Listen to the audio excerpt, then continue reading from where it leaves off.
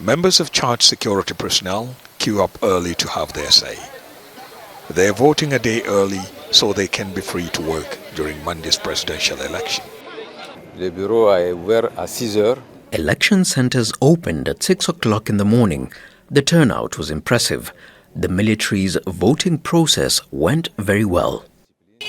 Chadians who live abroad and nomadic communities also voted on Sunday. 8.5 million people have registered to vote in this election, hoping whoever wins will address the desperate conditions they're in. Les préoccupations principales des Chadiens. The principal concerns of Chadians right now are security, health, fighting corruption, good governance, inflation, jobs for young people, consolidation of law and order, and justice. Crucial to the outcome of the election are young voters, especially first-timers. That voting bloc is divided between keeping the current military rulers or voting in new faces. But what they all agree on is the country needs new ideas regardless of who emerges victorious. For a long time, Chad has been a dictatorship. But with this election, we can at least call it a democracy. My vote is for the reconstruction of the country. We have been suffering for decades. Chad's economy is struggling as years of political instability and climate change take their toll on people in one of the world's poorest countries.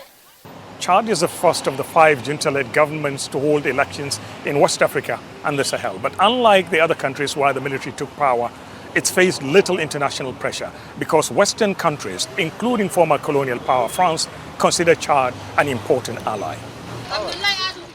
In the build-up to the vote, there was widespread discontent triggered by a disputed referendum and the selection of presidential candidates.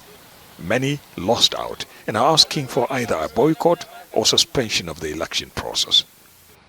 Chad's military government breached the constitution with the help of the Constitutional Council and the Election Commission. The members of the boards were appointed by the president. They all belong to the ruling party. That's why we demand the entire process be suspended. The transitional government calls the boycott campaign illegal and says it will go ahead with the election regardless. Ahmed, Idris, Al Jazeera, Jamena. Make sure to subscribe to our channel to get the latest news from Al Jazeera.